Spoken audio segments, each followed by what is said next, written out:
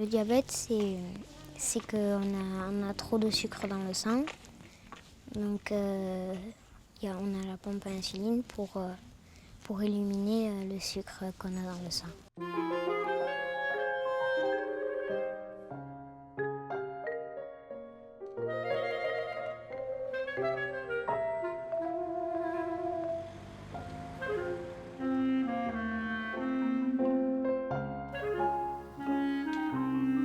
La nuit, je dors avec cette ceinture dans laquelle je mets la pompe.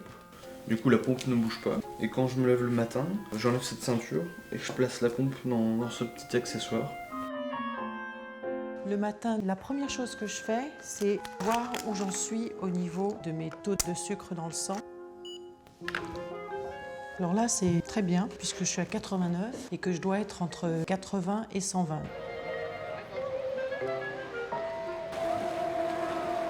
Nina avait 3 ans et demi quand elle a déclaré son diabète.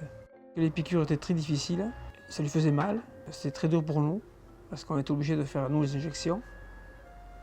Et chaque fois c'était un déchirement. Le passage à la pompe s'est fait surtout parce que les piqûres, ça devenait trop difficile et trop contraignant et trop stressant pour Nina. La pompe que je porte est une pompe qui est ce que j'appelle semi-automatique. Ça veut dire que la lecture de 89 s'est enregistrée sur ma pompe. Là, vous pouvez le voir, 89. Quand je vais faire mon bolus, ça va tenir compte du taux de sucre initial que j'ai dans le sang. Là, j'ai 50 grammes d'avoine. Je vais injecter l'équivalent de 5 unités. Quand je suis devenu diabétique, c'était encore les seringues. On prenait une seringue, on prélevait dans un flacon et on se piquait la cuisse, le bras ou le ventre. Arrivant en 4e année de médecine, j'ai commencé à avoir des stages à l'hôpital où on était en garde 24 heures. Là, je me suis dit, il y a peut-être autre chose que les stylos. Au lieu de se piquer 5 fois par jour, on a cette pompe connectée avec un cathéter. Et puis à chaque repas, on appuie sur une touche pour se faire des bolus, pour remplacer les injections. Le calcul est assez rapidement fait. On a un élément glucidique avec les pommes de terre. La pomme va en apporter un deuxième. Le pain qui va accompagner le repas un troisième. Donc on va avoir 3 éléments glucidiques. Sachant que mon coefficient à moi par rapport à un élément glucidique, c'est 4. Donc sur ma pompe, je vais programmer un bolus de 12. 3 x 4, 12. Voilà, je vais passer la dose. 12, voilà. Toc. Il n'y a plus après qu'à la mettre dans la poche. La dose d'insuline va se faire dans les quelques secondes qui viennent. Je voulais pouvoir aller manger avec les clients, avoir pas forcément des repas à heure fixe et je dirais avoir une certaine liberté comme celle que je pouvais avoir sans avoir le diabète. Bon, tu vas chercher le champagne? Sur des repas longs, moi je fais plusieurs bolus dans le repas. Je ne sais pas combien de temps ça va durer, donc on prend l'entrée tranquillement, et je fais mon bolus pour l'entrée. Et puis après, le plat arrive, je sais ce qu'il y a dans le plat, je fais mon bolus au plat, et puis pareil pour le dessert. Donc la pompe elle-même est très facile à gérer. On nous hospitalise une semaine à Caen quand on nous installe la pompe pour nous habituer, pour faire les tests, etc. 24 heures sur 24. On a une infirmière attitrée qui nous forme durant cette courte période d'hospitalisation. Il y a 2 choses à programmer dans la pompe. C'est le niveau d'une espèce de goutte à goutte 24 heures sur 24 que déverse la pompe et qui peut se programmer heure par heure. Ça, c'est réglé avec les médecins et on repart chez soi avec un débit de base prédéfini. La deuxième partie, c'est ce qu'on appelle les bolus, c'est-à-dire le calcul des éléments glycémiques du repas et donc de la dose d'insuline que l'on va s'injecter au moment du repas. Un petit bolus à minima avant le repas et complété avec la bonne dose une fois qu'elle a mangé. C'est toi 4. Après, pardon, on fait un plus petit bolus parce qu'elle va au foot. Je vais faire 2 quoi. Donc voilà, on fait que 2. Donc là, j'appuie là, après ici, là j'appuie dessus. Comme ça met. Et ici, pour faire 2, je monte jusqu'à ce que ça aille jusqu'à 2.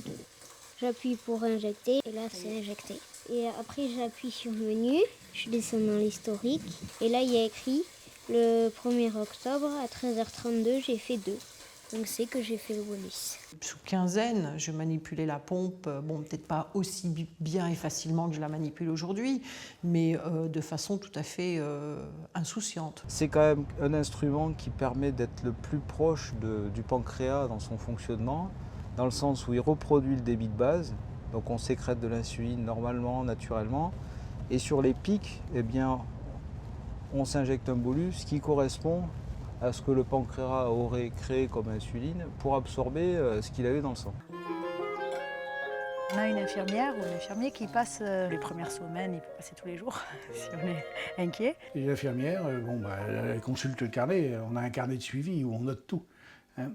Donc tous les chiffres de la journée. Si on fait des erreurs grossières, ils le voient et ils le voient vite, ils sont habitués et voilà, ils peuvent nous renvoyer sur la diabéto, en parler, ils sont en lien aussi eux. La visite tous les 3 mois avec le diabéto, ça permet de repeigner ses résultats et se dire bon ben voilà, là dernièrement, je savais que j'étais un peu haut le matin, mais j'osais pas trop en remettre la nuit parce que la nuit est un moment un peu particulier de la journée, on peut pas se contrôler. Je tournais autour de 130 à 140 tous les matins, au lieu d'être à 100.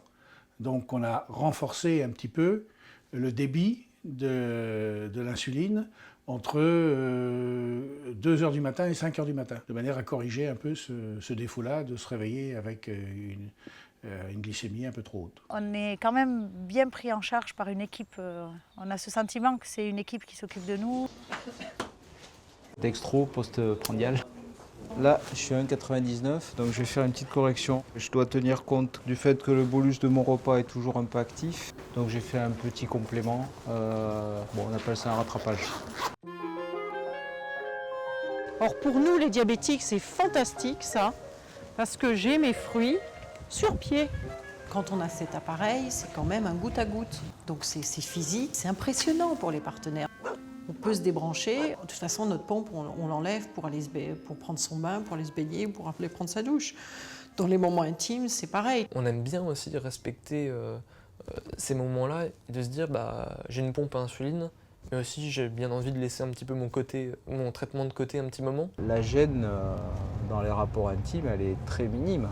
Parce que la pompe, elle n'est plus là. Tout ce qui reste, c'est le bout du cathéter qui est de la taille d'une pièce, mettons, de 10 centimes d'euros. Pour les puristes qui veulent vraiment faire les choses absolument proprement, vous mettez votre petit bouchon, voilà. Franchement, moi, je le mets rarement. Au bout de 3 jours, la peau sature, les cathéters se bouchent, et donc il ne faut jamais dépasser 3 jours. Ça demande une manipulation tous les 3 jours, un petit peu plus longue qu'une injection simple avec un stylo. On recharge la cartouche en insuline et on change le circuit donc de la tubulure et du cathéter. Le cathéter, on va le placer à un autre endroit pour éviter que ça s'infecte. L'aiguille est un guide. Du coup, quand on plante dans la peau, on va retirer juste l'aiguille dure et va rester le petit tuyau flexible dans la peau. Donc c'est-à-dire que sous le cathéter même, je peux appuyer, il n'y a pas d'aiguille dure. Je peux prendre un coup dessus, ça m'a pris 5 à 10 minutes. Et je suis parti pour 3 jours d'insuline.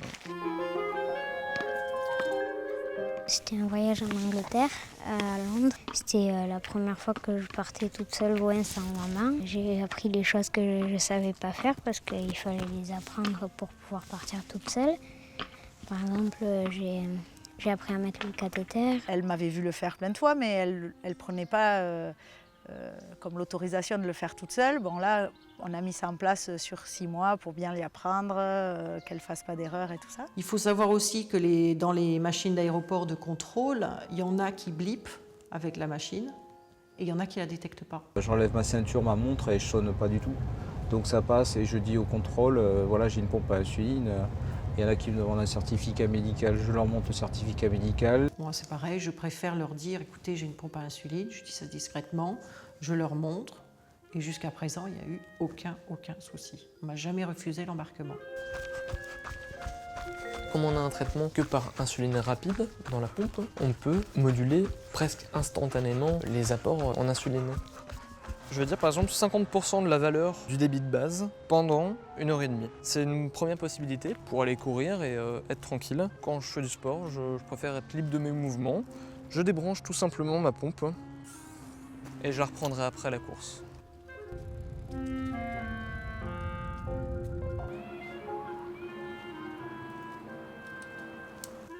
1,34. On n'a pas assez pédalé vite. Je vais remettre ma pompe sur son débit normal. Voilà, la pompe me demande de confirmer et voilà, je suis reparti sur mon débit normal. Si on avait été violent dans l'effort, j'aurais diminué mon débit de base pendant la nuit ou pour quelques heures. De temps en temps, je me débranche et j'ai cette petite poche de bonheur sous bulle dans ma tête où je suis à vélo et j'ai plus de pompe. Et là, je gagnerai le Tour de France. Bon, la mer c'est salé, c'est pas sucré. Il n'y a pas de sucre sur les doigts. 1,76. Il y a du Nutella chez la grand-mère. Mais c'est la fête. Je vais la reconnecter. Donc je enlève le cache. Et je remets la tubulure.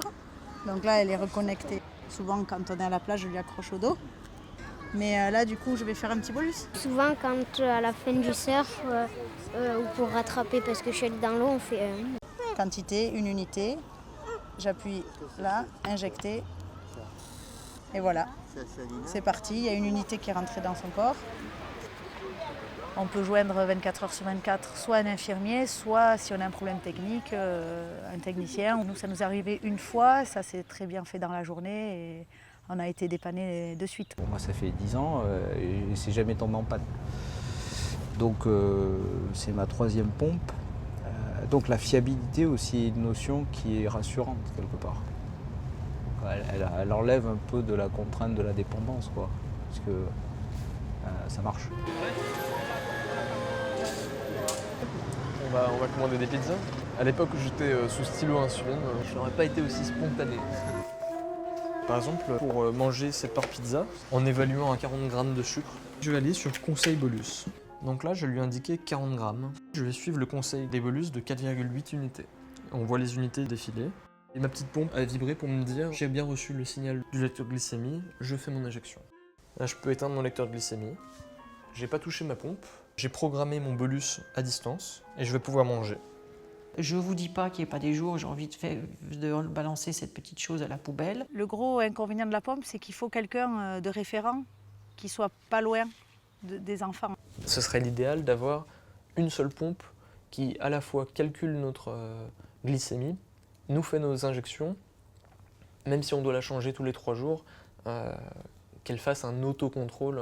C'est pas invasif, c'est surtout pas pire que d'avoir des stylos et puis se piquer 4 fois par jour. Au niveau du bien-être et sentiment de bien-être, mais il n'y a absolument aucune comparaison. C'est plus agréable de vivre avec moins d'hyperglycémie, moins d'hypoglycémie. C'est le confort, la liberté et l'équilibre au bout. L'équilibre qui est quand même le fil conducteur de la santé. Je sais pas si c'est mieux par rapport à l'équilibre, parce que j'étais un peu petite quand j'avais les piqûres, mais je préfère la pompe. Allez, on se replace. Allez, Allez, Nina, allez, allez, Nina. allez. Allez, allez, Ferdi. Ferdi, à toi. Allez, Ferdi, allez, rentre. Attends, Nina. Allez, tu pars.